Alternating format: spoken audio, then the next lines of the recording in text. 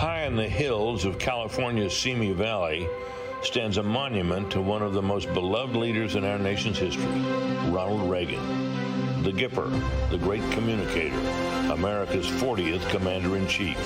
He railed against big government. The 9 most terrifying words in the English language are, I'm from the government and I'm here to help. And sought peace through strength. Mr. Gorbachev, tear down this wall. 40 years after Reagan's landslide re-election, the Republican Party faces critical questions. What does it mean to be a conservative? We fight for the truth. We are not going to worry about what the left and the media say about us. What is the key to a thriving economy? It's innovation, not regulation. America could do for anyone what she's done for me. We will stop the spending. We will stop the borrowing. We will stop the earmarks. What is America's role in the world? We need to build a military fitted to the widening challenges in an ever more dangerous world. Sometimes you avoid war by showing you're tough. And the country faces even more challenges. Would Reagan even recognize the country in which we now live? Tonight, candidates seeking the Republican nomination converge in California to chart a new path to the grand old party. Now is the time for choosing.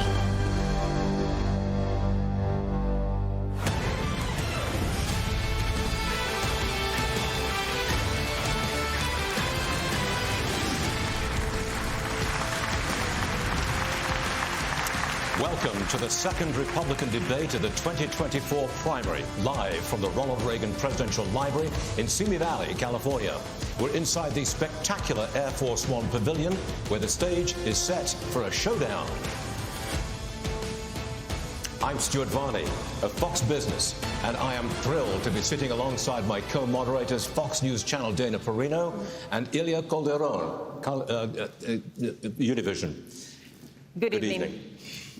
Thank you, Stuart. President Reagan famously described America as a shining city on a hill. And tonight, 7 candidates will make the case they should be the one to lead that city into a brighter tomorrow. But first, they have to convince you, the voter. Please allow me to welcome our Spanish-speaking audience. Muy buenas noches a todos. Desde la Biblioteca Presidencial Ronald Reagan, los precandidatos republicanos también buscan su voto para las primarias del partido. Bienvenidos. And good evening. So let's meet the candidates who have qualified and chosen to be on this stage tonight. They are positioned by the order they rank in the polls, with the highest polling candidate in the middle. Standing center stage, Florida Governor Ron DeSantis. Flanking the governor, entrepreneur Vivek Ramaswamy, and former South Carolina Governor Nikki Haley. Next is South Carolina Senator Tim Scott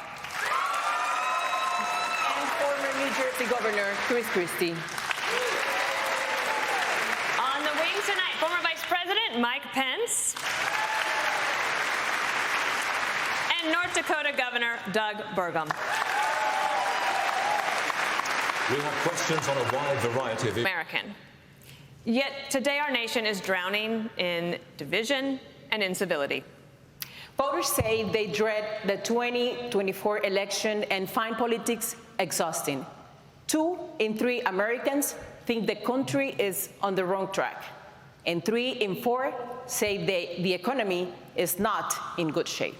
Prices are up 18% since 2020. More than half of the U.S. population has little access to childcare. 85% of Americans say their personal finances are a source of stress. Americans want to believe a leader who says, "You can follow me. I've got you. Don't worry." President Biden is trying to do that with Bidenomics. And yesterday, he joined the picket lines where auto workers are demanding more wages and job security. Senator Scott, you recently reacted by praising Ronald Reagan for firing air traffic controllers in the 1980s, saying, "You strike, you're fired."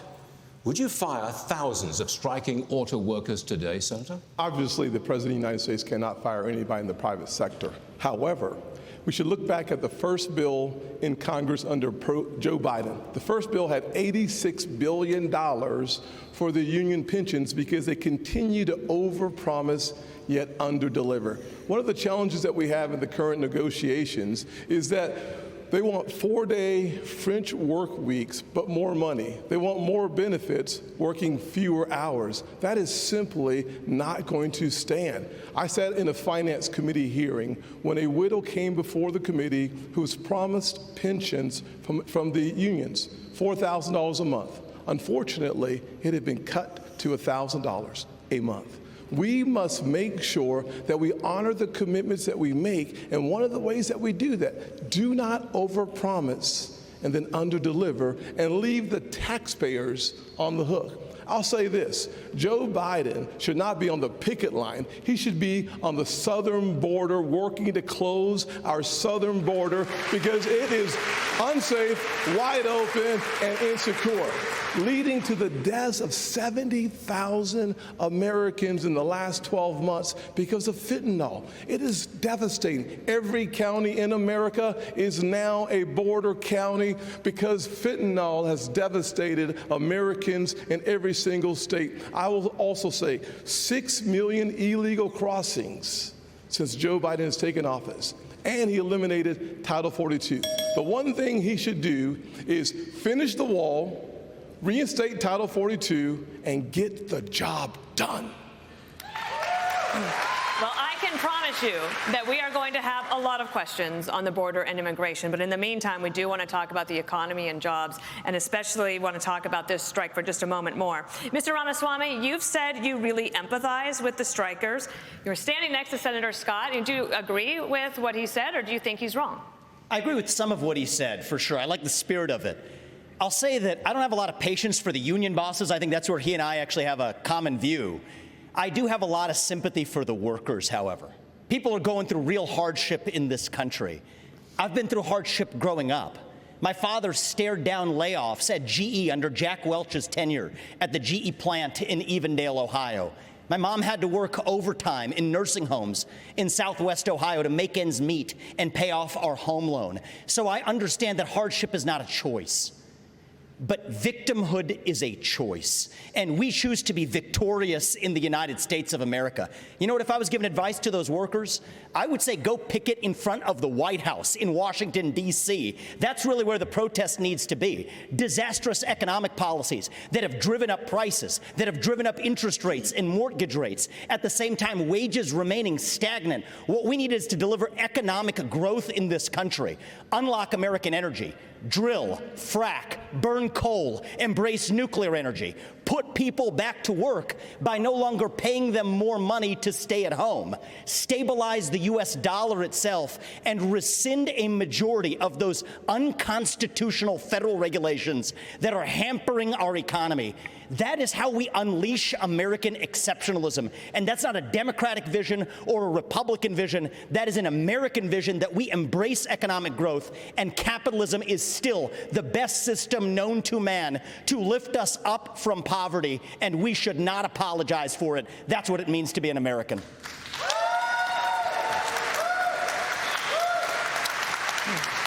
Together, the CEOs of General Motors, Ford, and Stellantis make 336 times the number of rank-and-file workers. That's just part of a wider income inequality trend in the country. The richest 1% now controls 1/5 of all income. Vice President Pence, last week you said you side with American workers, but you also support how these companies operate. Which is it? Well, thank you for the question. I want to thank Univision and Fox Business for assembling such a wonderful forum. Look, I do disagree with something Tim Scott just said. Joe Biden doesn't belong on a picket line. He belongs on the unemployment line. I mean, look, I'm from the second leading manufacturing state in the country per capita. I was governor of the state of Indiana. We brought 12,000 factories back to America during our administration. I know something about manufacturing. And I got to tell you, while while the union bosses are talking about class warfare and talking about disparity in wages, I have to tell you, I really believe what's driving that is Bidenomics has failed. Wages are not keeping up with inflation. Auto workers and all American workers are feeling it, and families are struggling in this economy. And Joe Biden's Green New Deal agenda is good for Beijing and bad for Detroit. We ought to repeal the Green New Deal, get rid of the mandates and subsidies that are driving American gasoline automotive manufacturing into the graveyard. And beyond that also, as President of the United States, I'll be standing with workers all across America, and I'll be standing for the right to work of every American to join a union or not join a union as they decide. Senator Scott, you were mentioned. Will you care to respond?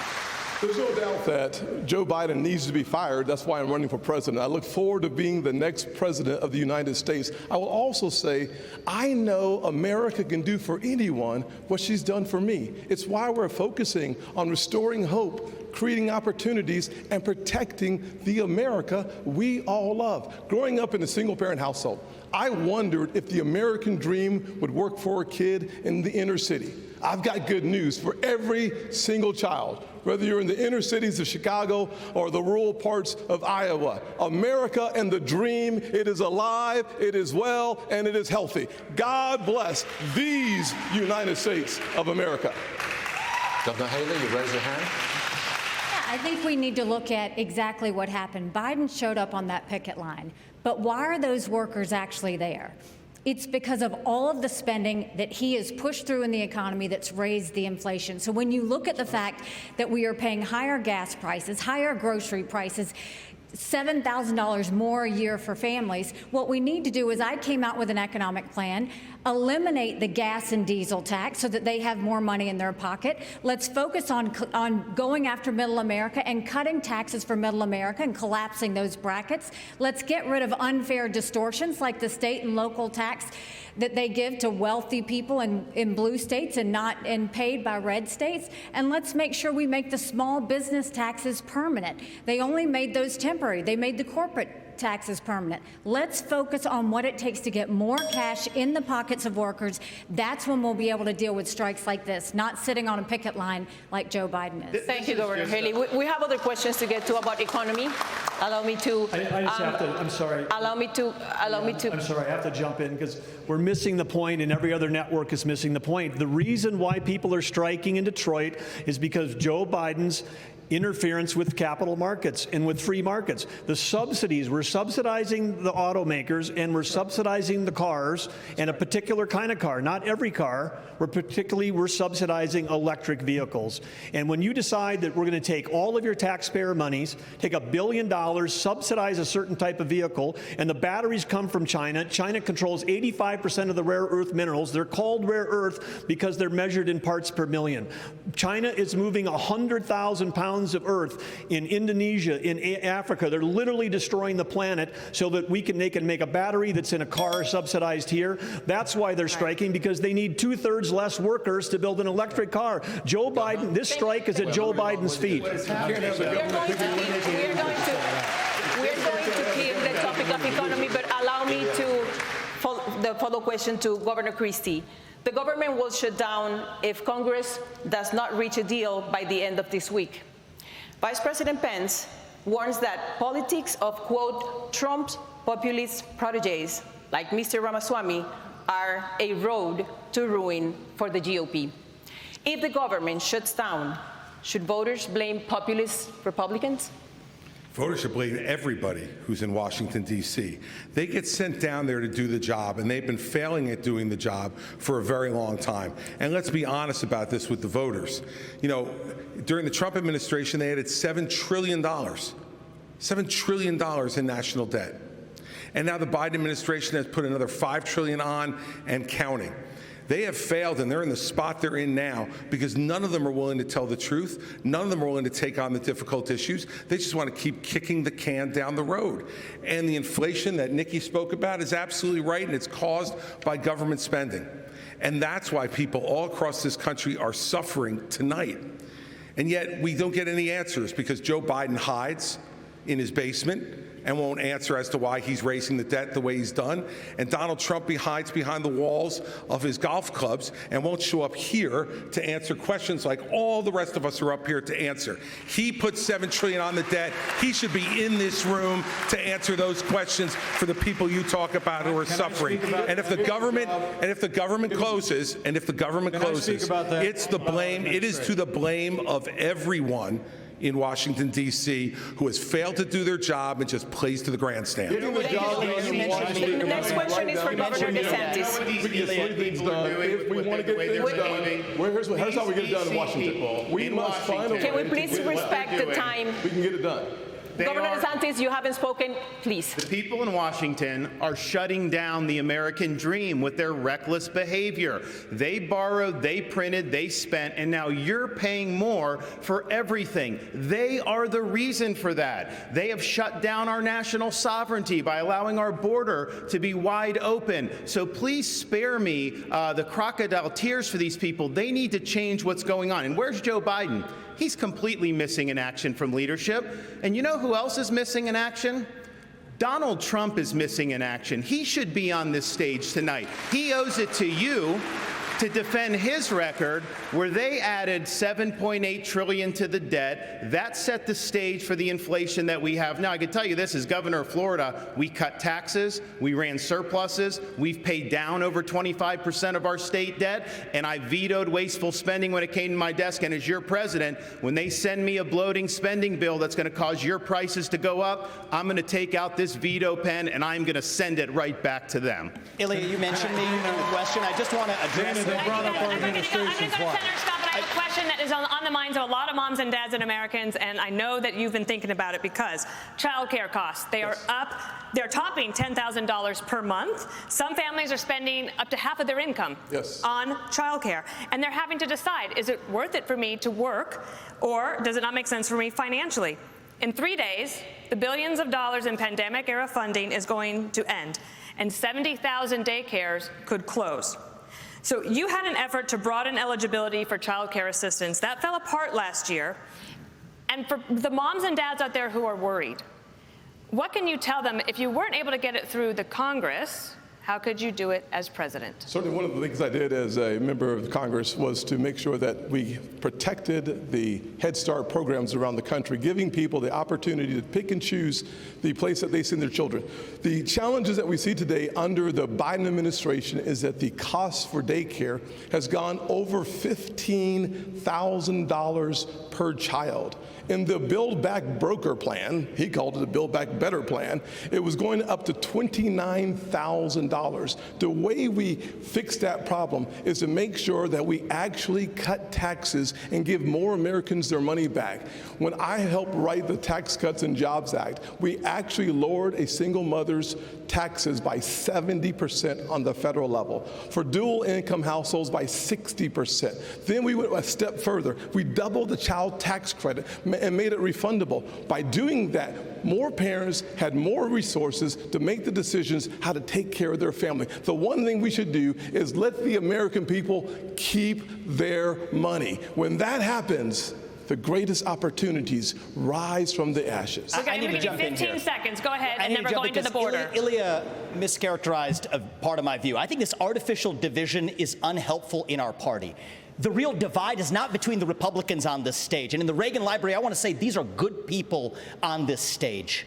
The real divide is between the majority of us in this country who love the United States of America and share our founding ideals.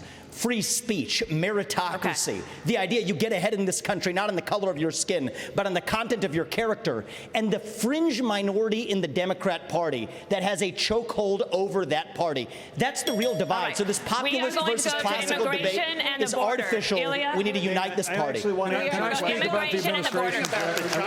We are going to talk about immigration and the border and child care. We have I think we're going to go on. You have to. We have all these questions. We're going to get to you you. We're going to come back to you. There's a lot of time. You asked about child care. Nobody answered the question. In North Dakota, we knew that the cliff was coming. We knew that there was going to be millions of people without it. And so guess what? We planned. Okay. And when we passed legislation because child care we will get you some questions, but you're going to have to let us move on. We are going to the border next. Child care is workforce infrastructure. And I haven't been given a chance to respond. In 1984, President Ronald Reagan said the following. The idea of amnesty for those who have put down roots and who have lived here, even though some time back they may have entered illegally. 2 years later, President Reagan granted amnesty to nearly 3 million immigrants, something no Democrat or Republican president has done since. Governor Christie, as governor of a non-border state in 2010, you supported a path to citizenship. But when you ran for president in 2016, you flipped, saying immigrants should be tracked like FedEx packages. Where do you stand now on a path to citizenship for 11 million of undocumented immigrants? Well, the problem is that since no one has done anything since we first had this discussion 13 years ago, we're not in a position to be able to do any of that anymore. What we have to do now is first treat this like the law enforcement problem it is. Our laws are being broken every day at the southern border, every day. And Joe Biden and his crew is doing nothing about enforcing that law. They are letting it go. And by the way, they announced during the presidential race they were going to let it go. And we need to have a president who acts like I did as governor, enforce the law first and foremost. And that means what I'll do on day one is sign an executive order to send the National Guard to partner with Customs and Border Patrol to make sure that we stop the flow of fentanyl over the border, but also to make sure that we send a much different message. We want you here in this country to fill the 6 million vacant jobs we have, but only if you come here to follow the law and only if you come here legally. If you come here illegally, we will apprehend you and we will send you back across the border from which you came. And the fact is that until we set a law and order agenda in this country, not only now but in the future, we won't be able to continue this. And I'll tell you this. Donald Trump failed on this as well. He said he was going to build a wall across the whole border. He built 52 miles of wall and said Mexico would pay for it. Guess what? I think if Mexico knew that he was only going to build 52 miles, they might have paid for the 52 miles. Thank you, Governor. All right, Governor Haley.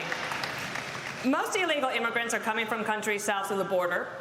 You've seen the Fox News drone. It's captured this steady stream of people coming into the country on a daily basis. In fact, I believe we have a live picture of it tonight. That is happening right now, live. In the last decade, defund sanctuary cities. You see what's happening in Philadelphia right now. It's got to stop.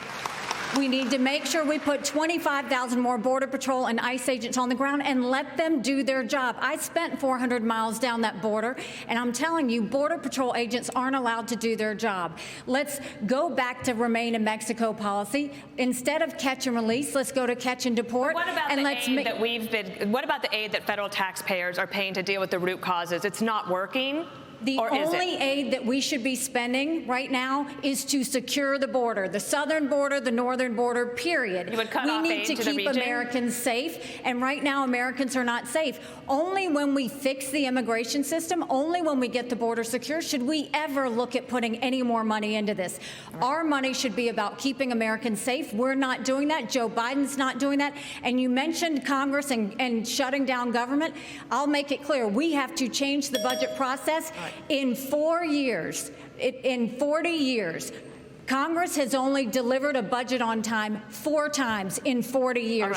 If they don't keep the government open, they should not get paid. No pay, no budget. That's the way we should go. Governor DeSantis, we have a question for you.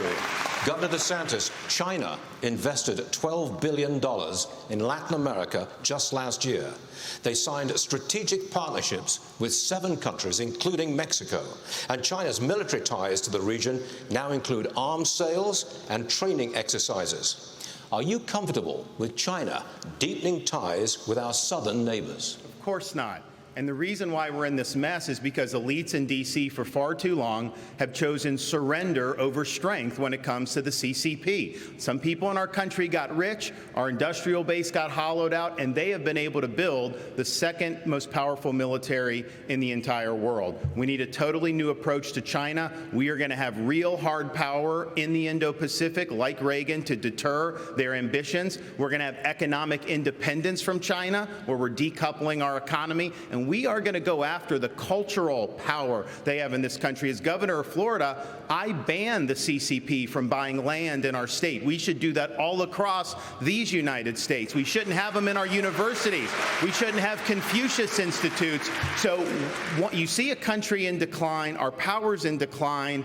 China's going to surpass us this decade, and if they do that, that's going to affect every single American household. As your president, I am not going to let that happen. I'm going to reverse this country's decline. We are going to choose strength, not surrender, when it comes to the CCP.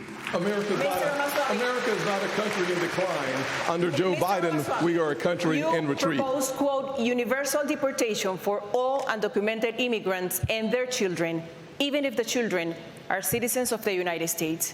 Under what legal premise will you expel U.S. citizens? So the first thing I want to say is I agree with everything. The Republicans on the stage are on the right side of this issue. Militarize the southern border, stop funding sanctuary cities, and end foreign aid to Mexico and Central America to end the incentives to come across. But I do go a step further. You're right about that, Ilya. I favor ending birthright citizenship for the kids of illegal immigrants in this country. Now, the left will howl about the Constitution and the 14th Amendment. The difference between me and them is I've actually read the 14th Amendment. What it says is that all persons born or naturalized in the United States and subject to the laws and jurisdiction thereof are citizens. So nobody believes that the kid of a Mexican diplomat in this country enjoys birthright citizenship. Not a judge or legal scholar in this country will disagree with me on that. Well, if the kid of a Mexican diplomat doesn't enjoy birthright citizenship, then neither does the kid of an illegal migrant who broke the law to come here. And as the father of two sons, it is hard for me to look them in the eye and say, you have to follow the law when our own government fails to follow its own laws. That's how we really go the distance and solve this problem and restore the rule of law in the United States of America, because that is part of what it even means to be an American. Senator Scott, you oppose ending birthright citizenship. What does Mr. Ramaswamy have wrong on that issue? Yeah, there's no doubt the fact that when you think of the Constitution and the 14th Amendment, it was certainly written as it relates to slavery, not as it relates to illegal immigration. It's been applied to illegal immigration. So the challenge that we face is, in fact, one that has to do with whether or not the people that come here are under the jurisdiction of our laws. And frankly, if you come here illegally, you are not. Now, surviving a Supreme Court argument is something I can't tell you. But from a perspective of the Constitution, I think it's simple that clearly it was designed for slavery and not for illegal immigration. I'll go one step further, though. When we have a conversation about the things that are happening on this stage, we think about the fact that Vivek just said we were all good people, and I appreciate that, because last debate he said we were all bought and paid for. And I thought about that for a little while and said, you know, I can't imagine how you can say that knowing that you were just in business with the Chinese Communist Party and the same people that funded Hunter Biden millions of dollars was a partner of yours as well.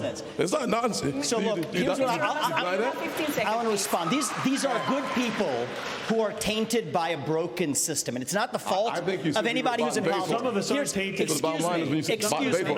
Thank you for speaking while I'm interrupting. While I'm speaking. You said if I may finish. You can't be on both sides. Gentlemen, you'll have your turn. One of the challenges we should have a focus on the issues that matter. We know we did business in China. Everybody knows that. If I may address, focus on holding Joe Biden accountable. That's what we need to be focusing on. I actually agree with Ron DeSantis. When everybody speaks at the same time, no one can understand exactly. your message. So if I may, I agree with Ron DeSantis on China. When every other CEO expanded into the Chinese market, you know what I did with my first company? We opened a subsidiary in China. But you know what I did that was different than every other company? we got the hell out of there. And when I started my next right company, before you ran for Strive, right when no, that's years ago. 2023. Right when I started my next company, Strive, to compete against BlackRock. Excuse me. No. To compete against BlackRock, I made a commitment that we would never do business in China. And I will say something. I think you have more than time to explain your point. Well, if I was interrupted by a lot of people here, and I want to be respectful because I believe these you are were good respectful people, last debate. but I do not believe in these. We're sitting here in the Reagan Library. Yes, I wish you in did the not think it honor was of midnight Ronald in Reagan's America. library. If I may, well, from one admirer of Ronald Reagan to another. From one admirer of Reagan to another, we cannot do deals with the violate 4 years ago? Reagan's 11th This isn't commandment. productive. I want to hear about that. Let's have a policy debate. What's going on? Let us have a policy debate. Let's talk about their record. Let's have a policy debate. And the right answer is we need to declare independence from China, and I will see that through. Vice President Pence, in 2017, the Trump-Pence administration canceled DACA, which put the legal status of 600,000 Dreamers in the hands of the courts. Dreamers work and they pay taxes. As president, if the Supreme Court ends DACA, would you work with Congress to reach a permanent solution for Dreamers? Well, first, let me say I'm glad Vivek pulled out of his business deal in 2018 in China. That must have been about the time you decided to start voting in presidential elections. So we're nice to have you participating in elections. So let me speak to this issue. Number one, I negotiated the Remain in Mexico policy with the Mexican government. We used economic power to bring the Mexican government to the table. We built hundreds of miles of border wall. And despite what's said here today, we reduced illegal immigration and asylum abuse by 90%. And as President of the United States, I can do it again. And the truth is we need to fix a broken immigration system, and I'll do that as well. But first and foremost, a nation without borders is not a nation.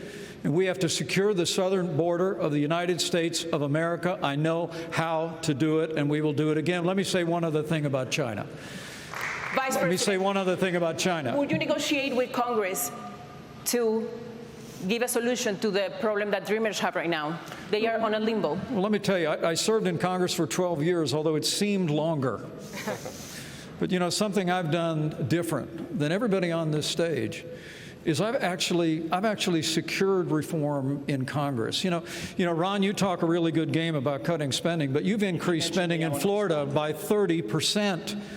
When I was a member of Congress in 2006, right after Hurricane Katrina, Dana, you remember it, we stood our ground. I led House conservatives. We cut $100 billion out of the federal budget. It can be done, but as I said in the last debate, I'll say again, this is no time for on-the-job training. I'm going to be ready on day one to get Congress to step up, secure the southern border of the United States, build a military fitted to our times, and we're going to get spending in Washington, D.C. under control once and for all. I got mentioned on that one. On the other side of this break, and I propose to go to a break. How will these candidates make America safer as rising crime plagues our cities? Debate night continues in moments. And welcome back to the Reagan Library for the second Republican presidential debate. I do want to just remind everyone, there's 1 minute for questions, 3 seconds for a follow-up, and the more you mention each other, that means the fewer questions you're going to get. Okay, so we want to talk about crime. This has been a horrendous problem in our country. The Fox News and others have been covering it. Governor Christie, crime in major cities is striking fear into the hearts of Americans. Just last night, looters took over the streets of Philadelphia. You said in the last debate that you would use U.S. attorneys to prosecute crimes local prosecutors won't. But they are stretched as well, and they could not handle all of the lawlessness, the shoplifting, all the carjackings, the armed robberies. They're all surging. Progressive prosecutors were elected by their constituents, and they can't be fired by a president. So what would you do to end the revolving door of criminality? Well, look, Dana, I'm the only one on this stage who's done it. For 7 years, I ran the 5th largest office in this country at the U.S. Attorney's Office in New Jersey, and we set records for the number of prosecutions that we brought that still have not been broken. And the reason was that we went after the crime that was affecting people's lives. And as president, I will appoint an attorney general and instruct that attorney general that you are to put all the resources that are necessary to bring our cities back under control. The fact is, they will be stretched. There's no doubt about that, but that's what they take the job for, because they love the idea of enforcing the law. We've got to bring law and order back to this country, and not just in our cities. But we need the law and order back everywhere. We need law and order back in our suburbs. People are threatened there. We need it in our rural areas. People feel threatened there. And we need it in Washington, D.C. also. And Donald Trump should be here to answer for that, but he's not. And I want to look at that camera right in Trump anymore. We're going to call you Donald Duck. All right. I want to ask Governor DeSantis, you fired a couple of prosecutors in your state, but as as president, you would not have the ability to do that. How do you think about dealing with the root causes of crime, especially this revolving door of the criminals that just get out and come back and commit another crime? Well, the crime in these cities is one of the strongest signs of the decaying of America. We can't be successful as a country if people aren't even safe to live in places like Los Angeles and San Francisco. Just being in Southern California over the last couple of days, my wife and I have met 3 people who have been mugged on the street, and that would have never happened 10 or 20 years ago. In Florida, we back the blue. We support the men and women of law enforcement. They are keeping us safe. We have a 50-year low in the crime rate. And yes, when I had 2 progressive prosecutors that weren't following the law in Florida, I removed them from their post, and the people of Florida are safer as a result of it. As president, I will use the Justice Department to bring civil rights cases against all of those left-wing Soros-funded prosecutors. We're not going to let them get away with it anymore. We want to reverse this country's decline. We need to choose law and order over rioting and disorder. On a related subject, Governor Haley, there's a nationwide policing shortage. Retirements are up. Recruitment is in the tank, and morale is at a record low. 3 years ago, you signed a pledge to support law enforcement. Now, pledges are a nice idea, but what's your actual plan to get more police on our streets? Well, and I actually did it in South Carolina, too. You know, what we knew in South Carolina was you take care of those who take care of you. We have to start taking care of law enforcement, but it's not just taking care of them with words. It's making sure that you also follow through on what they do. Right now, we have a lot of stolen guns on the street. Well, these law enforcement officers, they arrest these people, and then they go and they're let out the very next day. So law enforcement feels like no one has their back. We have to start prosecuting according to the law. We have to make sure we have the backs of law enforcement, and we have to make sure that we're a country of law and order. But I want to go back to China because I don't think we spent enough time on that. Right now, we have to look at what government's doing to hurt us against China, too. You have a company, U.S. Antibiotics, that produces amoxicillin, the #1 antibiotic that we need. And right now, there is a company in Bristol, Tennessee, that produces that, yet our federal government only gets it from China. We need to be focusing on companies that produce in America and supporting those companies that produce in America, not companies that are helping China. Governor, we will be talking foreign policy later. Delia? Yes, thank you, Stuart. We're going to stay in the topic of crime because it affects all of us. Governor Burgum, for the first time ever, a Univision poll found that mass shootings and gun safety are one of the most important issues for Latino voters. Mental health concerns are not unique to the United States, but gun violence is. What is your specific plan to curb gun violence? Well, first we need to understand is I think that the liberal left seems to be just completely bent on prosecuting law-abiding citizens that are gun owners, because every solution they have to this is take away the Second Amendment rights of Americans, and somehow that's going to solve the problem. But all these cities that we're talking about that you showed the videos of tonight, they have some of the strictest gun laws in the country. So we know that that's not what's working. What we have to do is get back to the core issues about the family. We have to get back to behavioral health and mental health. We've got to get back to actually enforcing the laws these people talked about. And like we've done in North Dakota, where we've got the goal and we're on the track to be the most military-friendly state in the nation. We've got the most military and the most support of what we're doing in terms of law enforcement, because the morale is down because we've been defunding the police, because they've been attacked in the press. The police have become the bad guys when they're the one. There's all these jobs available in America. Why would you be a policeman if people don't even respect them? Every time I see a policeman, the first thing I say is thank you. And so does everybody else in my family and most of the people in our state, because they know we have to respect the people that are out there defending us every single day. Can I answer the question on mass shootings? Mr. Ramaswamy, according to Customs and Border Protection, about 90% of fentanyl is seized at official border crossings. and 57% of the smugglers are U.S. citizens. How would you stop fentanyl brought into the country, mostly by U.S. citizens, through ports of entry? There's two sides to this, and we have to be very honest about it. One is we do have to seal that southern border. Building the wall is not enough. They're building cartel-financed tunnels underneath that wall. Semi-trucks can drive through them. We have to use our own military to seal the Swiss cheese of a southern border. But we also have to be honest. There's a demand-side problem in this country, too, a mental health epidemic. I met family in Iowa, two parents, Kathy and Derek. They lost their son, Sebastian, 17 years old. He bought Percocet on Snapchat, and then he died. Why did he die? Because it was laced with fentanyl.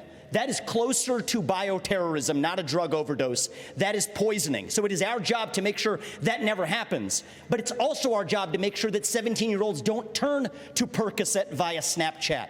We have to bring back mental health care in this country, not with pump-in pharmaceuticals, but with faith-based approaches that restore purpose and meaning in the next generation of Americans. Many of them are getting it through social media. And this isn't a Republican point or a Democrat point, but if you're 16 years old or under, you should not be using an addictive social media product, period. This is something that we can both agree on, and we can revive both the mental health of this country while stopping the fentanyl epidemic that will kill more people this year than who died on 9/11, and I refuse to be a passive bystander sitting in the White House like the hollowed-out husk of a current president we have. We will step up and address this problem to stand for Americans and our children. Why are you encouraging TikTok? Quit encouraging TikTok. That is why, everything he said I agree with. That is why, as Commander-in-Chief, I'm going to use the U.S. military to go after the Mexican drug cartels. They are killing our people.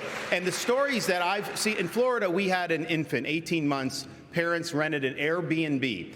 And apparently the people that had rented it before were using drugs. The infant was crawling, the toddler was crawling on the carpet and ingested fentanyl residue and died. Are we just going to sit here and let this happen, this carnage happen in our country? I am not going to do that. So I guarantee you on day one, this border is going to be a day one issue for me as president. We're going to declare it a national emergency. Yes, we'll build the wall. We'll do remain in Mexico. But those Mexican drug cartels are going to be treated like the foreign terrorist organizations that they are. President Pence. All right, Vice President Pence. We're going to move on to a different issue. Hold on, sir. Vice President Pence. $5 billion. Just last month, Vice President Pence, you said if elected, you would repeal all Obamacare mandates. However, you also made that same promise in 2016. And at that time, Trump-Pence had congressional majorities for at least the first 2 years, and you did not deliver on that promise. So Obamacare, right now, it is more popular than ever. Why should Americans trust you, if you become president, to fix that, or is Obamacare here to stay? Well, first, let me speak to the mass shootings issue, and then I'll answer that question. It's an important one, Dana. Look, I'm someone that believes that justice delayed is justice denied. And as a father of three, as a grandfather of three beautiful little girls, I am sick and tired of these mass shootings happening in the United States of America. And if I'm president of the United States, I'm going to go to the Congress of the United States, and we're going to pass a federal expedited death penalty for anyone involved in a mass shooting so that they will meet their fate in months, not years. It is unconscionable that the Parkland shooter, Ron, is actually going to spend the rest of his life behind bars in Florida. That's not justice. We have to mete out justice and send a message to these would-be killers that you are not going to live out your days behind bars. You're going to meet justice in this system. But does that mean Obamacare is here to stay?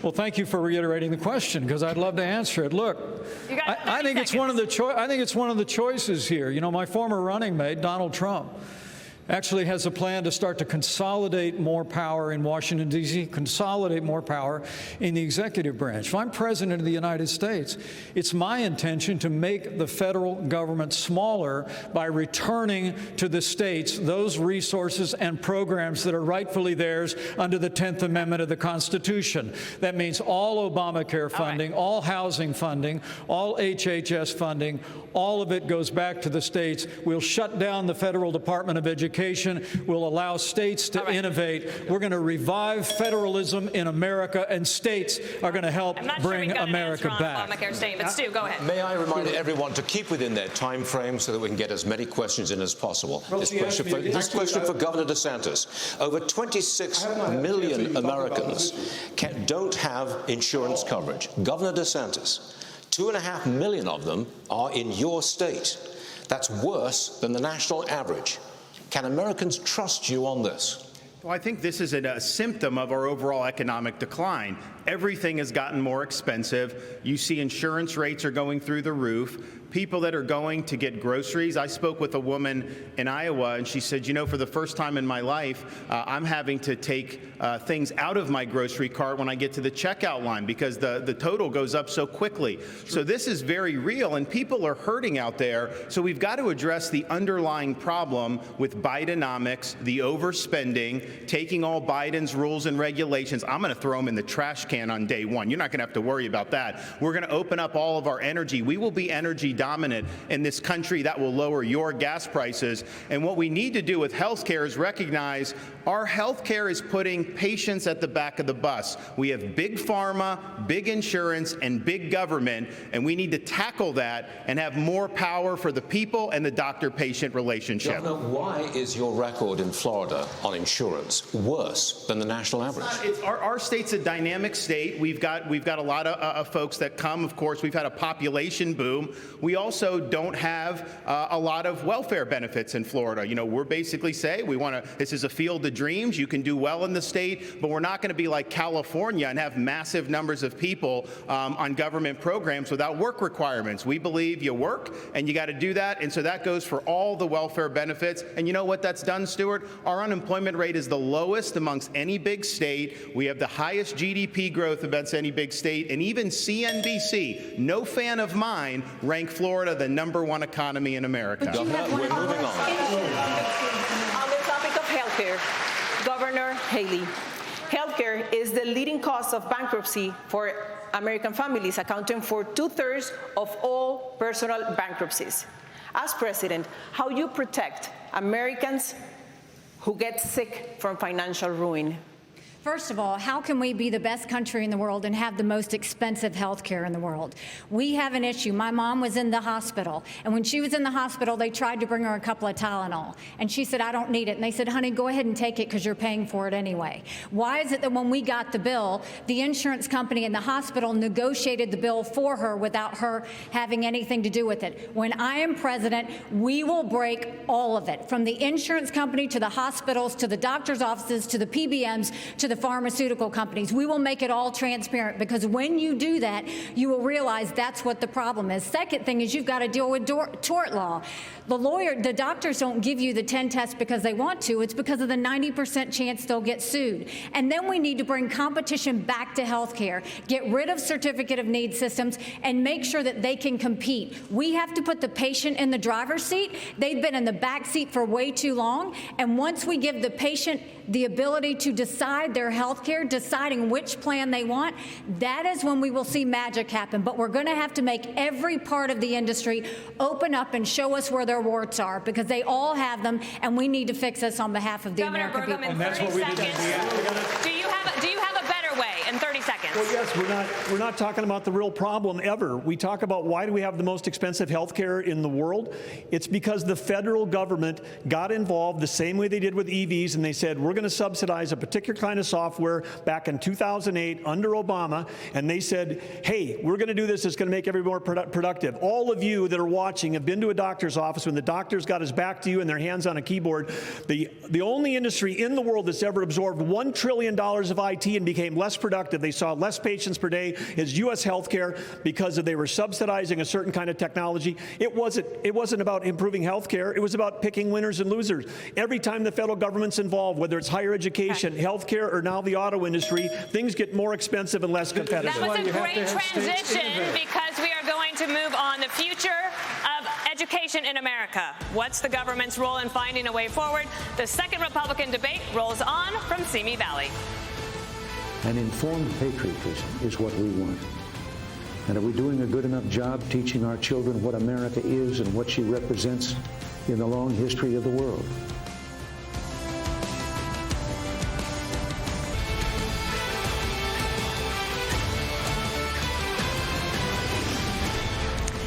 And we are back live at the Ronald Reagan Presidential Library in the Air Force One Pavilion for the second Republican debate. And let's get back to our questions. Governor Haley, American students, they are in academic trouble. They have lower scores in math and reading.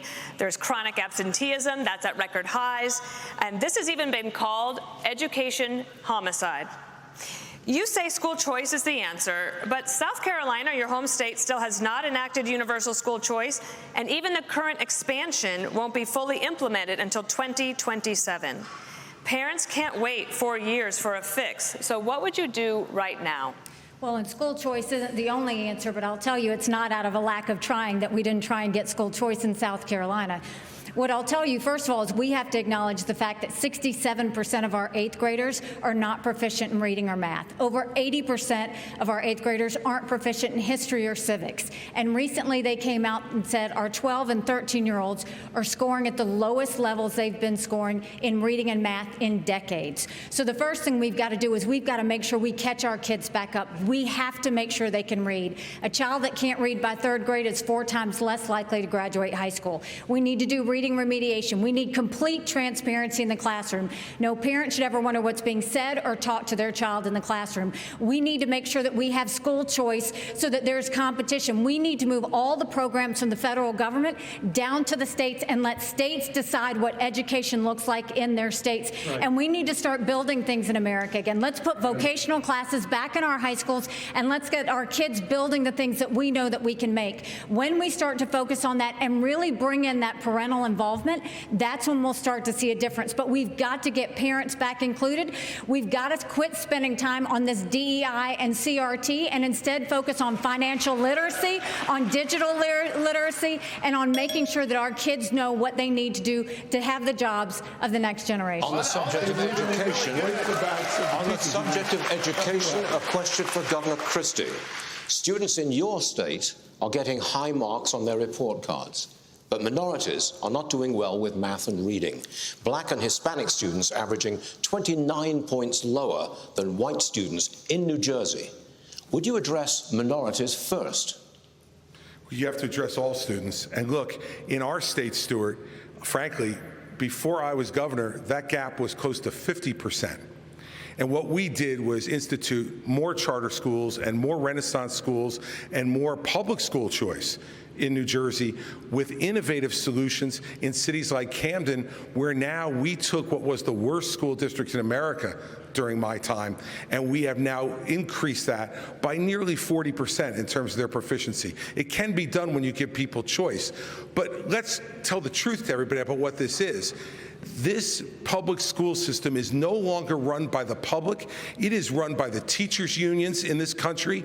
Randy Weingarten and her crew are absolutely strangling. They are taking the worst of their members and defending them rather than advocating for our kids. And when you have the President of the United States sleeping with a member of the teachers union, there is no chance that you could take the stranglehold away from the teachers union every day. They have an advocate inside the White House every day for the worst of their teachers, not for our students to be the best they can be. A President of the United States has to take on the teachers union. I did it in New Jersey, and I will do it as President of the United States. Governor DeSantis, I have a question for you. Governor DeSantis, I have a question for you. Are you guys having trouble seeing me? Florida's new Black History curriculum says, quote, slaves develop skills which in some instances could be applied for their personal benefit. You have said slaves develop skills in spite of slavery, not because of it. But many are still hurt. For descendants of slaves, this is personal. What is your message to them? So first of all, that's a hoax that was perpetrated by Kamala Harris. We are not going to be doing that. Second of all, that was written by descendants of slaves. These are great Black history scholars, so we need to stop playing these games. Here's the deal. Our country's education system is in decline because it's focused on indoctrination, denying parents' rights. Florida represents the revival of American education. We're ranked #1 in the nation in education by U.S. News and World Report. My wife and I, we have a 6'5" and 3-year-old. This is personal to us. We didn't just talk about universal school choice, we enacted universal school choice. We didn't just talk about Parents' Bill of Rights, we enacted the Parents' Bill of Rights. We eliminated critical race theory, and we now have American civics and the Constitution in our schools in a really big way, just like President Reagan asked for in his farewell address back in 1989. Florida is showing how it's done. We're standing with parents, and our kids are benefiting. Senator Scott, you oppose to these new standards. What is your message for Governor DeSantis? There is not a redeeming quality in slavery. He and Kamala should have just taken the one sentence out. America has suffered because of slavery, but we've overcome that. We are the greatest nation on earth because we faced our demons in the mirror and made a decision. So often we think that all the issues, you talked about crime and education and healthcare, we always think that those issues go back to slavery. Here's the challenge though. Black families survived slavery. We survived poll taxes and literacy tests. We survived discrimination being woven into the laws of our country. What was hard to survive was Johnson's Great Society, where they decided to put money, where they decided to take the black father out of the household to get a check in the mail, and you can now measure that in unemployment, in crime, in devastation. If you want to restore hope, you've got to restore the family, restore capitalism, and put Americans back at work together as one American family. Our nation continues to go in the right direction. It's why I can say I have been discriminated against, but America is not a racist country. Never, ever doubt who we are. We are the greatest country on God's green earth, and frankly, the city on the hill needs a brand new leader, and I'm asking for your vote. I'm going to have a question for you, Mr. Ramaswamy. Over 10.7 million students in over 18,000 public schools nationwide have the ability to change their identity without parental notification. Governor Christie told Stewart last week that he would pass a federal law to protect parental rights. Would you try to do the same? I have to be very clear about this. Transgenderism, especially in kids, is a mental health disorder. We have to acknowledge the truth of that for what it is.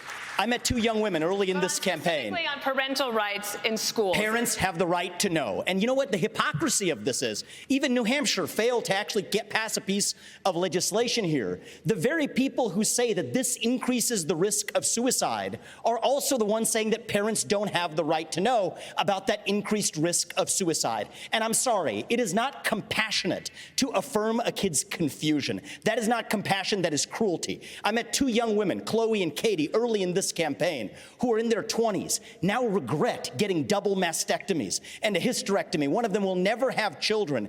And the fact that we allowed that to happen in this country is barbaric. So I will ban genital mutilation or chemical castration under the age of 18, and parents have absolutely the right. Would you try to pass a federal law that says parents should have that right? We are going to require states absolutely have to follow that through. Governor Burgum just to follow up on this, because yes. you in your state, you do not have a law that says parents can't be notified, but you want to be president.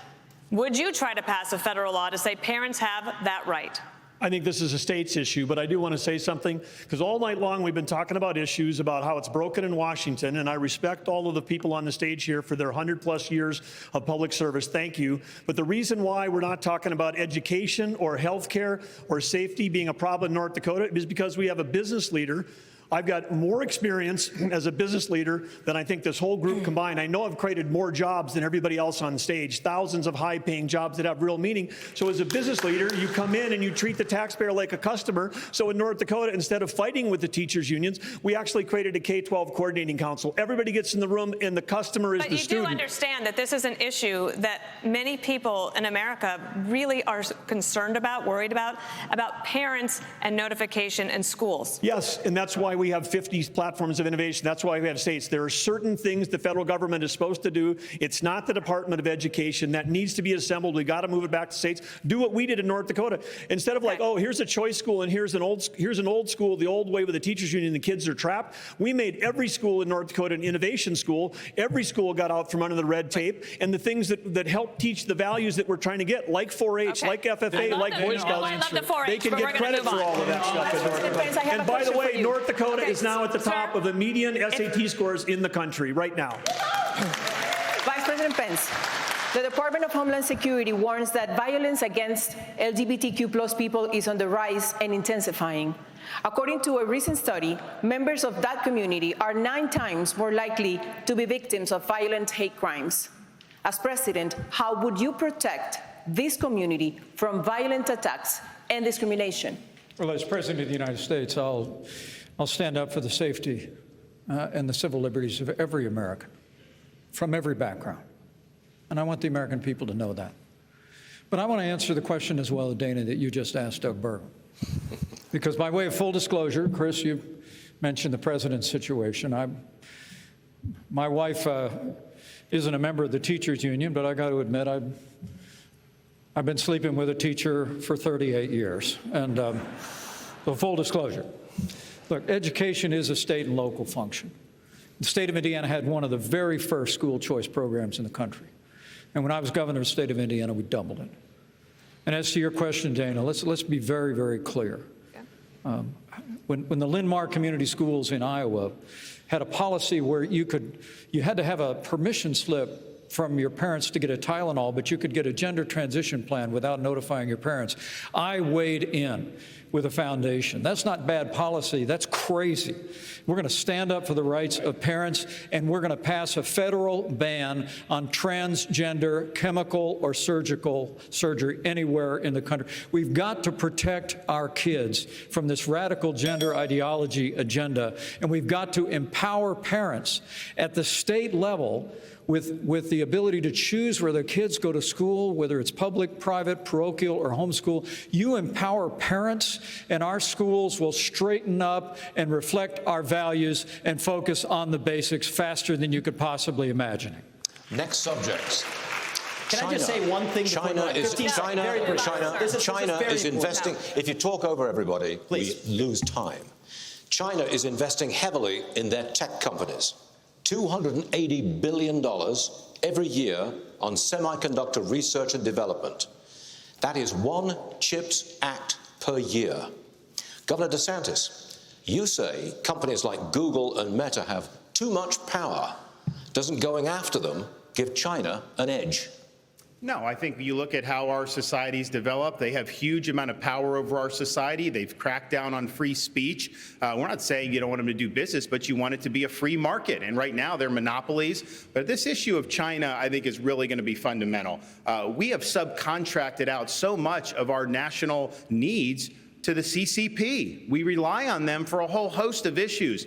We need to reshore and we need to decouple all those important industries. We need to get that back in the United States. They are our top geopolitical adversary by a country mile. Xi Jinping's got huge ambitions, not only in the Asia Pacific, but as you mentioned earlier, in our region. But ultimately, we've got to beat him on the economy. And so that's what we'll do as President of the United States. Governor Christie, I wanted to follow up on this because 22% of American workers fear their jobs will be lost to a robot.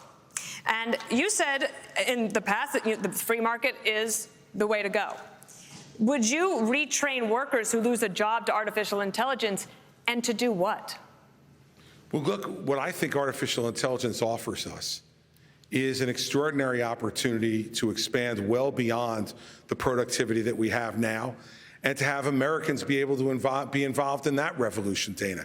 You know, each time we have shown incredible innovation and progress in this country. What we've done with it is to expand all kinds of new, even unthought of opportunities for folks. Yes, we have to do retraining for folks who lose some of their jobs, and we should be doing that.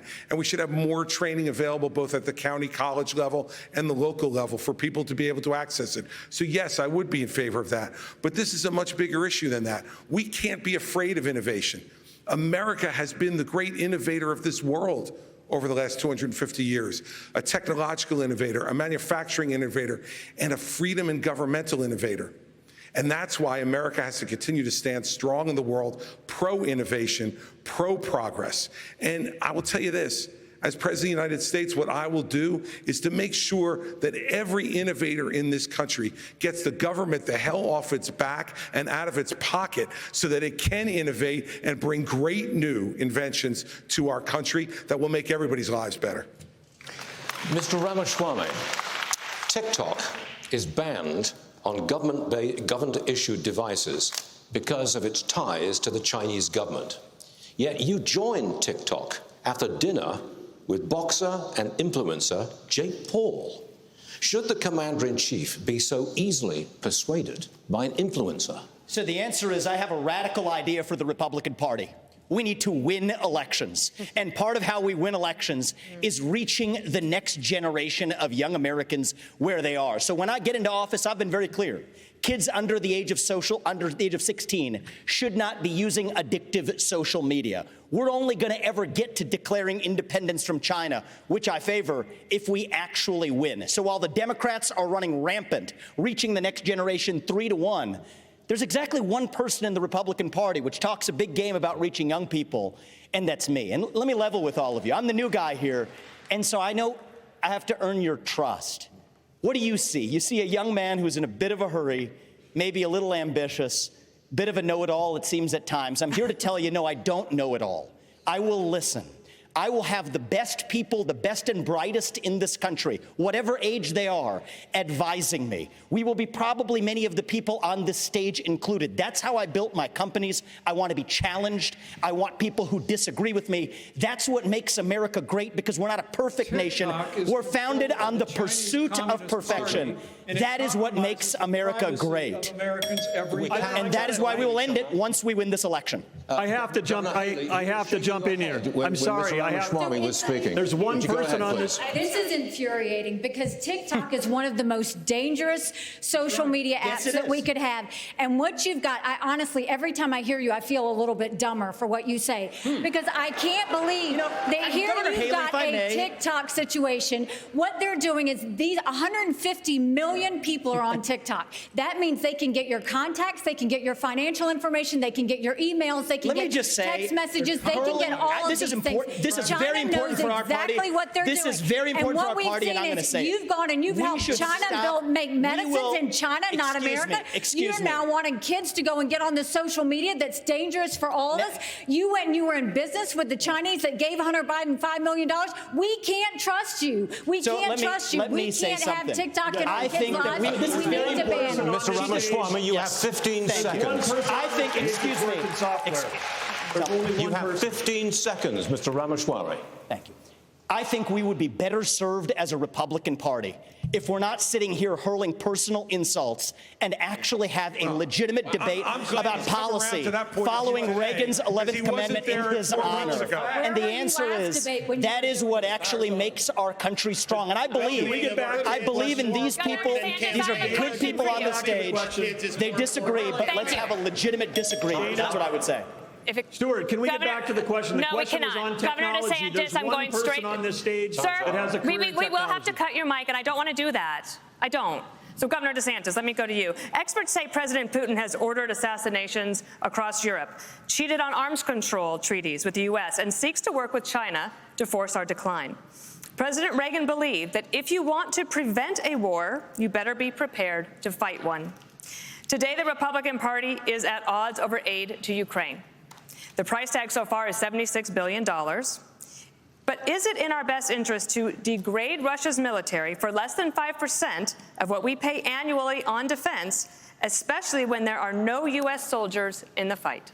It's in our interest to end this war, and that's what I will do as president. We are not going to have a blank check. We will not have U.S. troops, and we're going to make the Europeans do what they need to do. But they've sent money to pay bureaucrats' pensions and salaries and funding small businesses halfway around the world. Meanwhile, our own country is being invaded. We don't even have control of our own territory. We have got to defend the American people before we even worry about all these other things. And I watch these guys in Washington, D.C., and they don't care. about the American people. They don't care about the fentanyl deaths. They don't care about the communities being overrun because of this border. They don't care about the Mexican drug cartels. So as Commander-in-Chief, I will defend this country's sovereignty. But it's not a territorial dispute.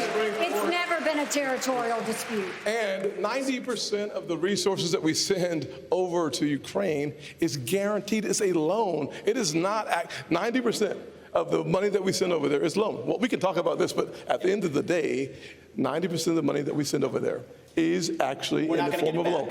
It's not actually not be paid by Ukraine. It's paid by the NATO or NATO allies. So I think it's a good topic. I think it's a really good topic too. But I will say let's debate the fact that our national vital interest is in degrading the Russian military. By degrading the Russian military, we actually keep our homeland safer, we keep our troops at home, and we all understand Article 5 of NATO. We have to level with the American people. I thought you said something about waiting until your turn to talk. Hold on. So at the end of the day, I'm going to finish I'll be happy to debate this. Go ahead and I'll respond. I'll look forward to this one right now. So at the end of the day, when you think about the fact that if you want to keep American troops at home, an attack on NATO territory would bring us and our troops in.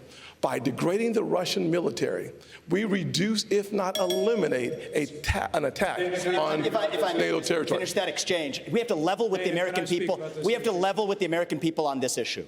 The reality is just because Putin's an evil dictator does not mean that Ukraine is good. This is a country that has banned 11 opposition parties. A win that has for actually, Russia is a that win is not for true. China. We're driving a win Russia. For Russia excuse is a me, win for China. Excuse me, Nick, you'll have but your chance. I forgot you like China. That's why you're you'll have your chance in just a moment. Yeah. The hurling personal insults isn't helping. China is the real enemy, and we're driving Russia further into China's arms. We need a reasonable peace plan to end this, especially this is a country whose president just last week was hailing a Nazi in his own ranks. Ukraine, that's a green light to China to take Taiwan. We need a peace comes through strength. We need a reasonable plan to peace. Governor Christie. The Communist Party of China is the real enemy. Governor Christie. Governor Christie. President Biden's first 2 years have brought China, Russia, and Iran closer together. Are we focused too much on Ukraine and not enough on this threat from the New World Order? No, they're all connected, Stuart. They're all connected. The Chinese are paying for the Russian war in Ukraine. The Iranians are supplying more sophisticated weapons, and so are the North Koreans now as well, with the encouragement of the Chinese. The naivete on this stage from some of these folks is extraordinary. Look, I understand people want to go and talk to Putin. Guess what? So did George W. Bush. So did Barack Obama. So did Donald Trump. And so did Joe Biden when he said a small invasion wouldn't be so bad. Every one of them has been wrong. And the fact of the matter is, we need to say right now that the Chinese-Russian alliance is something we have to fight against, and we are not going to solve it by going over and cuddling up to Vladimir Putin. Look, Donald Trump said Vladimir Putin was brilliant and a great leader. This is the person who is murdering people in his own country, and now not having enough blood, he's now going to Ukraine to murder innocent civilians and kidnap 20,000 children. And let me tell you, if you think that's where it's going to stop, if we give him any of Ukraine, next will be Poland. This is a guy who said, this is a guy in 1991 who said that was the darkest moment in world history when the Soviet Union fell. Listen, everybody, he wants to put the old band back together, and only America can stop it. And when I'm president, we will. Governor Burgum, I want to get to Governor Burgum. He hasn't had a chance. I have a question I think you're going to really like, or at least you have experience in it. And we need to talk about America's farmers, because there is a foreign policy connection here. The U.S. and China are in this fierce economic competition. It's hurting American businesses, and there is blowback against American farmers because China then targets them in retaliation. How would you, as president, protect American farmers and ranchers from that kind of retaliation from a foreign government like China? Well, first of all, we've got the best farmers and ranchers in the world right here in America. If they have a level playing field, they can outcompete anyone in the world. But this is part of the larger issue that we're talking about here, which is we're in a Cold War with China. The Biden administration won't admit that. But we're also in an economic war through what we're doing with agriculture and energy. And we're also in a war with them relative to cyber war. We get attacked every day in North Dakota, every state, every school district, our tribes, all being attacked every day by either China, Russia, Iran, or North Korea. And now we've got a Biden administration whose whole policy is appeasement. They're out there, creating the world, making it less safe. $6 billion they traded for 5 people. They've just now set a price on anyone's head who's a tourist from America, who's a student from America, for kidnapping. If you want more kidnapping, put a price on it. And then they're also helping Iran get to have more closer to nuclear weapon, which pushes all of the Middle East closer to China and Russia. The whole thing is absurd. And then, of course, we're going to give Ukraine to Russia, and then we're going to give Taiwan to China, and think that's a foreign policy. That will make our nation less successful, make us more poor. And at the core of all that is energy policy, because China imports 10 million barrels of oil a day. They're the largest importer in the world, and we've had 4 cabinet members from the Biden administration there this summer, and none of them talked about U.S. energy. The first one to go to each of those countries was Kerry, to talk about the folly of the climate policy, which is making the world less stable. It's empowering dictators. It's not about climate change that we need worried about. It's about the Biden climate policies that are actually the existential threat to America's future. Thank you. Can I speak about Governor Haley, Mexico's president called who supports sending U.S. military into the country, quote, scoundrels.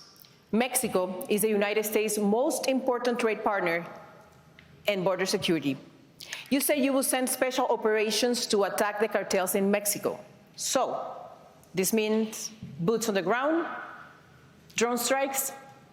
It means special operations. It's how we deal with our terrorists. And what you need to do is understand that Mexico's not being a good partner if we lost 75,000 Americans last year. Mexico's not being a good partner if they're letting the cartels get away with what they're getting away with. What we will do is we will make sure that we send in our special operations, and we will take out the cartels, we'll take out their operations, we'll take out anything that's doing it. But we're going to go after China, because China is the one sending the fentanyl in the first place. And we will end all normal trade relations until China stops sending fentanyl. And then we'll do the special operations, and we'll get it from both sides. This is where President Trump went wrong. He focused on trade with China. He didn't focus on the fact that they were buying up our farmland. He didn't focus on the fact that they were killing Americans. He didn't focus on the fact that they were stealing $600 billion in intellectual property. He didn't focus on the fact that they put a spy base off our shores in Cuba.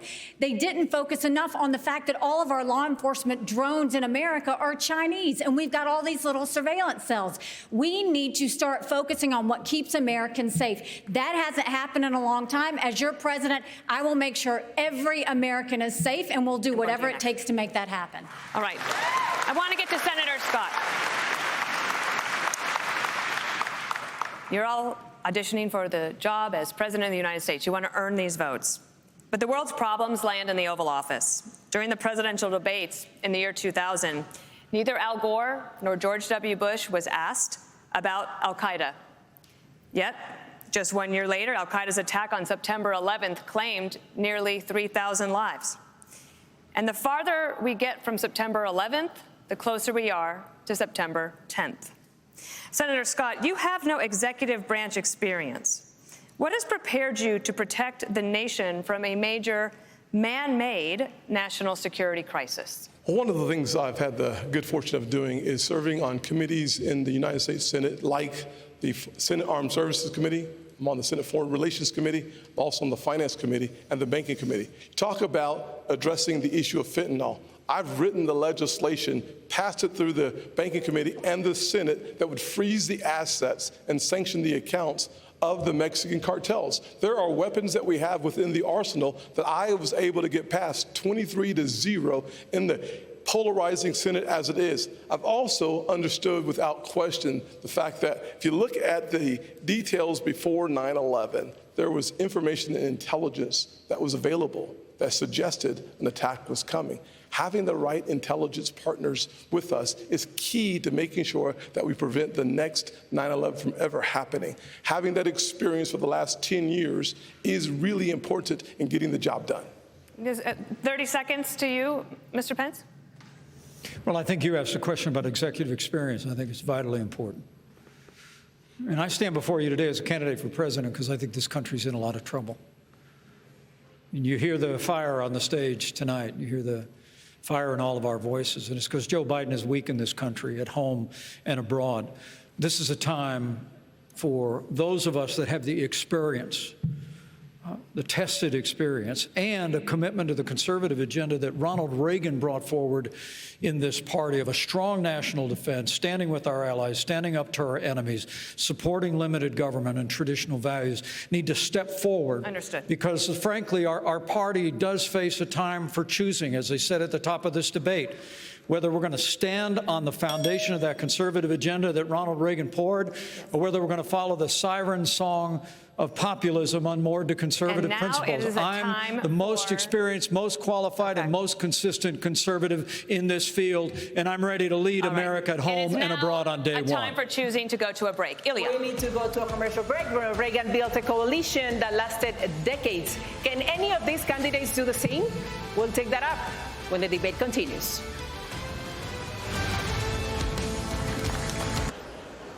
Welcome back to the Republican primary debate here at the Reagan Library.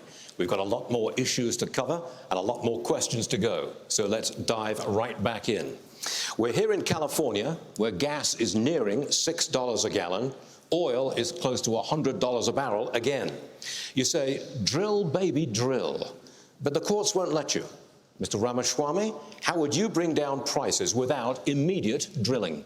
Well, look, I think that we do have to run through the courts and get through that administrative state to make sure we're using the natural resources here at home. But here's the other thing that we can do that's easy. It would take forever, Mr. Ramaswamy. And it addresses the national debt as well as brings down prices. Put people back to work. We are using taxpayer money to pay people more to stay at home than to go to work. That is wrong. That contributes to our supply chain crisis. It contributes to inflation. That's the easiest way to unlock this economy. And here's the other thing. We have to put the Federal Reserve back in its place. This is an agency that has gone rogue. So in January 2026, when I have the opportunity as our next commander-in-chief, we will have a new chairman of the Federal Reserve who places priority on dollar stability, and then most importantly, send packing 75% of the administrative state, reduce the federal employee headcount by 75%, rescind 50% of unconstitutional federal regulations that are shackling businesses, both large and small. I've offered a very clear, practical plan to do it. That's how we unleash the economy. That's how we revive the integrity of a three-branch constitutional republic rather than this technocracy and aristocracy in the administrative state. Response, please. I think one of the signature accomplishments of our administration was in just a few short years, we achieved energy independence. We became a net exporter of energy for the first time in 75 years. But on day one, Joe Biden declared a war on energy, which was no surprise because when Joe Biden ran for president, he said he was going to end fossil fuels. And they've been working overtime to do that ever since. If I'm president of the United States, we're going to open up federal lands. We're going to unleash American energy. We're going to have an all-of-the-above energy strategy. And I have a plan that actually would not only reclaim energy independence, but in 2006, America lost our position as the leading energy producer on Earth. I believe in the next 10 years, with the right policies and experienced leadership in the White House, we can reclaim our role as the leading energy producer on Earth, and that'll grow the American economy for generations to come. Governor Haley, reaction to that, please. As the only person who's leading an energy state, could I answer the energy question? No, Governor Haley. So, the first thing I'll say is what I saw at the United Nations is energy security is national security. We need a president that understands we have to partner with our producers and make sure that we have their backs. What you don't need is a president who is against energy independence. Ron DeSantis is against fracking. He's against drilling. He's been against. You did it. He always talks about what happens on day one. You better watch out, because what happens on day two is when you're in trouble. Day two in Florida, you banned fracking, you banned offshore drilling, you did it on federal lands, and you took green subsidies that you didn't have to take. Governor DeSantis, you were mentioned. You have the right to respond. 30 seconds. Yeah. I just did a plan out in West Texas for American energy dominance. We're going to choose Midland over Moscow. We're going to choose the Marcellus over the Mullahs, and we're going to choose Bakken over Beijing, and we are going to lower your gas prices. We are going to get that job done because it's important for our national security, it's important for jobs, and that's one of the best ways to drive down inflation. Governor DeSantis, Governor DeSantis, so here's the only answer to that because this is ridiculous. DeSantis, this question is for you. Our voters enacted a constitutional amendment banned it before they doesn't voted. allow. No, it's not true. You banned it before they voted, Nikki, and not only that, fracking wasn't. They didn't vote on fracking. She's just totally wrong. They voted it Check in. it. That's Check what we it. did. Onshore, we do it in Florida. We don't have as much as maybe West Texas, but we do it. But that was the Constitution. So that's just wrong. And let's just get real here. My plan will get the job done. We are going to be energy dominant, and that's what's going to happen. And the voters didn't even vote on fracking, and you banned We fracking. are moving on with this question for Governor DeSantis. Governor, excuse me, we cannot talk over each other. We must respect each other's time. My apologies for that. I'm ready, Stuart. Governor DeSantis, this is your question. The Biden administration is hell-bent on student loan forgiveness, but you say colleges should be on the hook when graduates cannot pay their debt. How does that address the cost of college? The cost of college itself? Because the colleges are going to have to make a decision. Do we expand the gender studies department, knowing some of those graduates may not have great learning opportunities? No, they're going to focus on the things that really matter. They're going to make different choices. They're going to try to graduate people in 4 years. I also just want to come back to something Dana asked last segment about 9/11, because I was just at the 9/11 memorial with the families. My wife and I were invited. It's very touching to be there, and it affected my life because I ended up joining the military as a result of that. I had been a blue-collar kid, minimum wage in Dunedin, Florida. I ended up getting through Yale and Harvard Law School and somehow came out more conservative than when I went in, and that is not easy to do. Had a lot of opportunities to make money, but I wanted to serve, and I'll never forget coming back on the plane from Iraq, landing in Coronado, California, North Island, and feeling that breeze off the Pacific Ocean and say, you know what? I am lucky to have been born an American, and I think being able to serve, and I'll be the first president elected since 1988 who's actually served overseas in a war, I think that's going to help me as commander-in-chief to know how you see these issues and understand that there are real lives at stake for people that wear the uniform. And we know that Governor Haley's husband is serving right now as well, and we thank him for that. Senator Scott, the national debt has nearly doubled in your time in office. The approval rate for Congress is at a mere 19%. If this were a business, you'd probably all be fired in Washington, but you're here tonight looking for a promotion. In 2013, Governor Haley hired you for the Senate. I'd like you to tell her why you should be promoted to CEO of the nation instead of her. Certainly. One of the things I'd say is if you look at our national debt of $33 trillion, I would love to have an opportunity to have this country pass a balanced budget amendment. That would constrain the spending in Washington in the same fashion that it does in every state in our nation, number one. Number two, if you want to actually reduce our national debt, you have to grow our economy. In order to grow our economy, you need to create about 10 million jobs to grow our economy at 5%. You can do that in three specific sectors. Number one, the energy sector. We could create between 3 and 3.5 million jobs if we unleashed all of our energy resources. America is we're the richest country if you combine coal, gas, and oil. Why not unleash all of our resources? Number two, we've lost 100,000 factories. 100,000 factories in the last 25 years. If we continued on my Made in America plan, we could bring jobs back to America in a similar fashion that we did when I wrote the Tax Cuts and Jobs Act. We actually lowered the corporate tax from 35% to 21%, reshored or repatriated $1.7 trillion. We brought the unemployment rates for African Americans, Hispanics, and Asians to the lowest level in the history of the country, and a 70-year low for women. Governor Haley, would you think you would deserve the promotion over him? Look, I appreciate Tim. We've known each other a long time, but he's been there 12 years and he hasn't done any of that. He hasn't. They've only given 4 budgets on time in 40 years. He was part of that. He increased the national debt. He voted for the spending. You voted he has made sure that the borders are open and they haven't done anything. Look at everything in South Carolina. 12 years. Where have you been? Where have you been, Tim? I voted on most of those things. We've waited and nothing has happened. Here's what you've done. Here's the thing that I just find interesting. Ron, let me finish All this. these guys have said Here's the things, fact. and I appreciate a lot of the things they're saying. Nikki I'm Haley. the only one up here who's gotten in the big fights and has delivered big victories for the people of Florida. And that's what it's all about. You can always talk, but when it gets hot in there, when they're shooting arrows at you, are you going to stand up for parents' rights, to keep the state free? Are you going to be able to do all those things? And in the state of Florida, because of our success, the Democratic Party lies in ruins. We have won the big fights. We have turned our state into a Republican state. People respond to leadership.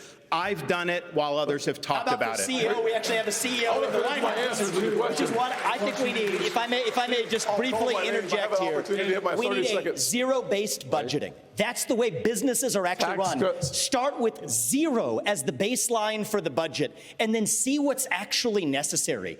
There isn't a blue state or a red state in this union that does it. The federal government doesn't do it. But successful companies, including the ones that I've built as a CEO, will do it. And I think we need a CEO in the White House to get that done. Governor Burgum runs a state that way. Yeah, yes, tech go questions, ahead. you didn't ask the only guy that's been in tech. You have energy questions, you don't ask anything. But I'm just going to say right now, when you say nobody else has done it, the energy plans that have all been announced in the last month by these other folks on stage, we're already doing it in North Dakota.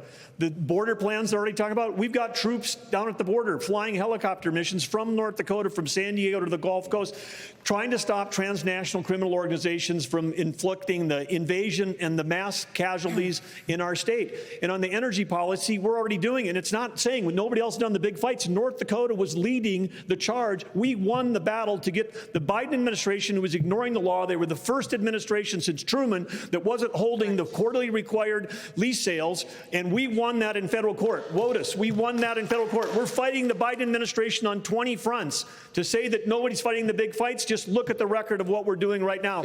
Energy, economy, national security, have been talking about it since day one, and now finally, good, we're having the conversation about it, but we've got the answer in North Dakota. Governor Burgum, let's talk big government. This question's for you. Big government keeps getting bigger. 1/5 of all new jobs this year have been created by the government. Governor Burgum, you say you want to shrink the size of government, but it has been a century since any president has done that. Why would you be any different? Well, because we've done it in North Dakota.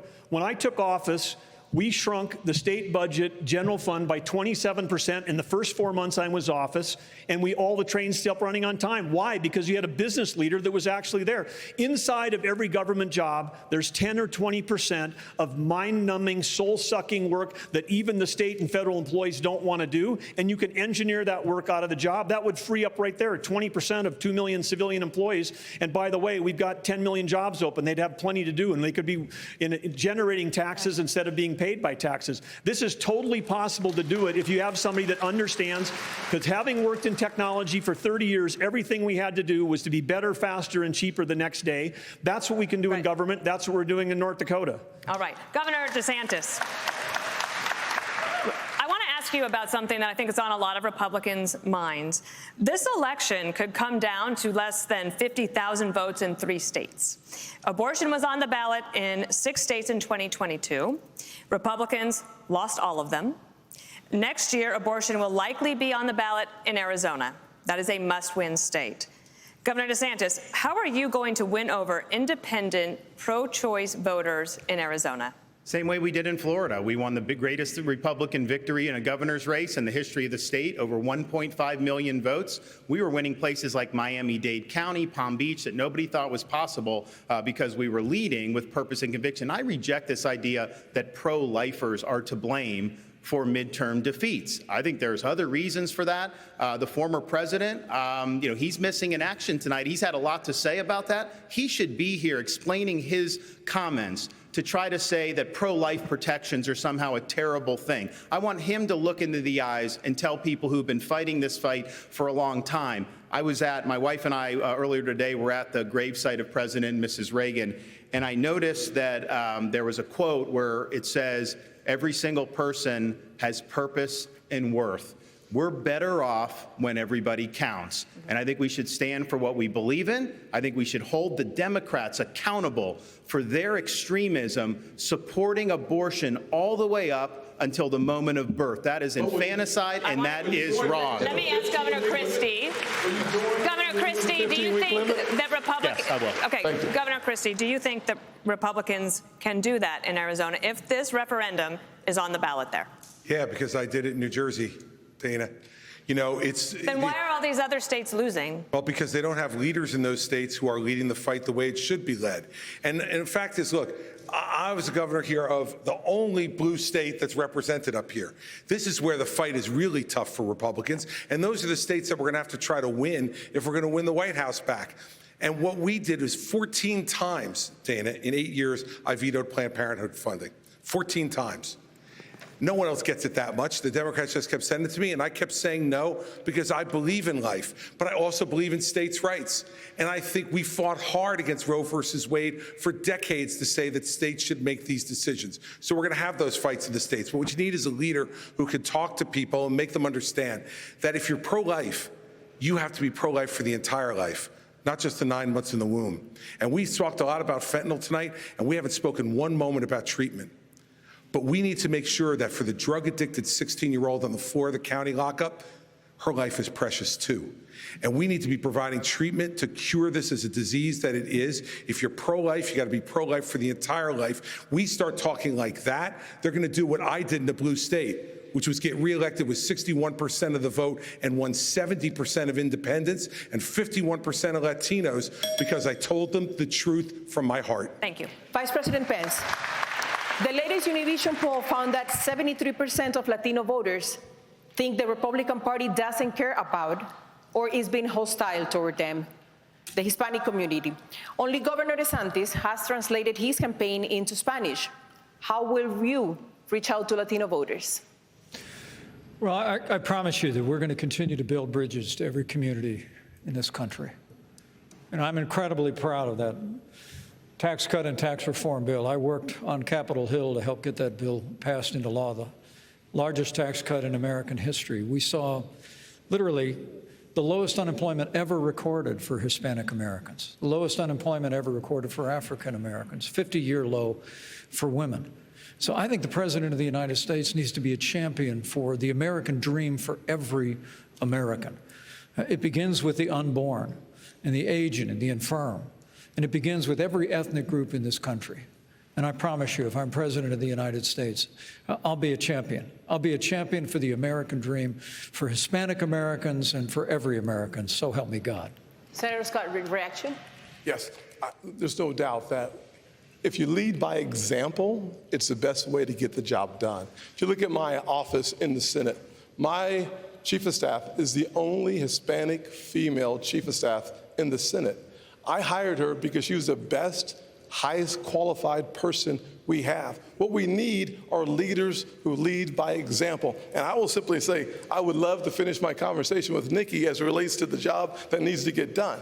Nikki offered a 10-cent gas tax increase in South Carolina. Talk about someone who has never seen a federal dollar she doesn't like. 10 cents on the gallon in South Carolina. As the UN ambassador, you literally put $50,000 on curtains in a $15 million subsidized location. Next. You got bad information. First of all, I fought the gas tax in South Carolina multiple times against the establishment. Just go to YouTube. Against the establishment. Just go to YouTube and you want to know what that 10 cent Yep. was? When they wouldn't pass the gas tax, the establishment and the companies wanted me to do it so much that I said the only way I will Here's pass what you have it to if do. you will All give you have us to do. three. All you have to do is go if you will watch give- Nikki Haley on YouTube. Yes. If you will give me 3 times the deduction in income tax, then I will look at your gas So you tax, said which yes, is why it you didn't would happen. pass Exactly, Ron. Secondly, on the 50 million. Here is a nice part. Secondly, on the curtains, do your homework, Tim, because Obama bought those curtains. Did you send them back? It's in the press. Did you send them back? It's the State Department. Did you send them back? Did you send them back? You're the one that works in Congress. Oh my gosh. You get it You done. hung them on your curtains. They were there before I even showed up at the residence. You are scrapping. You are scrapping. I'm not Excuse me. Here's a fact. Here's a fact, though. I cut taxes. I loaded up our You wanted a gas tax increase, and then you wanted Ladies and gentlemen, we do not intend to go ahead like this. In fact, we're about to take a commercial break. We'll have more of the second Republican debate live from the Reagan Presidential Library in just a few moments.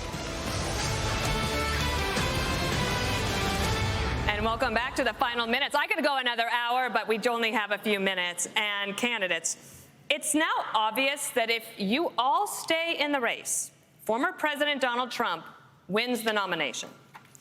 None of you have indicated that you're dropping out. So, which one of you on stage tonight should be voted off the island? Please use your marker to write your choice on the notepad in front of you. 15 seconds starting now. Of the people on the stage, who should be? I'll decline absolutely to do that serious. with all due respect. I mean, we're here, we're happy to debate, but I think that that's disrespectful to my fellow competitors. Nobody wants to participate. Let's do some questions. Let's talk about the future of the country. I want to be clear. Let me ask you this. If I may. Let me ask you something. Yep. Then if you won't answer to that question, let me ask you this one. Yeah. What is your mathematical path, Yes. Governor DeSantis, in order to try to beat President Trump, who has a commanding and enduring lead in this race? So polls don't elect presidents. Voters elect presidents. Right. And we're going to take the case of the people in these early states. We're going to do it in a state-by-state direction. And why? Because as Reagan said in his day, this is our time for choosing. We are not getting a mulligan on the 2024 election. Republicans have lost 3 straight elections in a row. We were supposed to have a red wave with inflation at 9%. It crashed and burned. Not in Florida, it didn't. We delivered it in Florida. And so we've got to choose right. We've got to win. And we need somebody that's going to be able to serve 2 terms. So in January of 2023, they'll be able to address the nation saying, we turned the economy around, we secured the border, and we fended off the threat from communist China. As your president, I will get that job done. Governor Christie, I believe I did see you write something. Governor Christie, I believe, excuse me, Governor Christie, I believe I did see you write something on the card. Who was it? No, but I'll certainly tell you. Go. Okay. Yeah. Look, I think I've been the only one on this stage who's been clear about this. I vote Donald Trump off the island right now. And the reason I vote him off the island, but any of the people on the stage, because you know what? Every person on this stage has shown the respect for Republican voters to come here to express their views honestly, candidly, and directly, and to take your questions honestly. I have respect for every man and woman on this stage because they've done it. Vivek, put your hand down for a second, would you? I still got time, dude. So chill out. Here, look. This guy has not only divided our party, he's divided families all over this country. He's divided friends all over this country. I've spoken to people, and I know everyone else has, who have sat at Thanksgiving dinner or at a birthday party and can't have a conversation anymore if they disagree with Donald Trump. He needs to be voted off the island, and he needs to be taken out of this process. Can we get Vivek 15 seconds? All right, you've got 15 seconds, Vivek. I appreciate it, humor. Look, I have a different view on this. I think Trump was an excellent president, but the America First agenda does not belong to one man. It does not belong to Donald Trump. It doesn't belong to me. It belongs to you, the people of this country. And the question is, who's going to unite this country and take the America First agenda to the next level? When we rallied behind the cry to make America great again, we did not just hunger for a single man. We hungered for the unapologetic pursuit of excellence. So yes, I will respect Donald Trump and his legacy because it's the right thing to do. But we will unite this country to take the America First agenda to the next level, and that will take a different generation to do it. That does it. I repeat, that does it for the second Republican primary debate live from the Ronald Reagan Presidential Library. Thank you to all the candidates. We've loved having you here tonight, and we will see you out on the campaign trail. Have a great evening. Thank you for joining us, everyone. Good night. Buenas noches. Seuss. Thank you.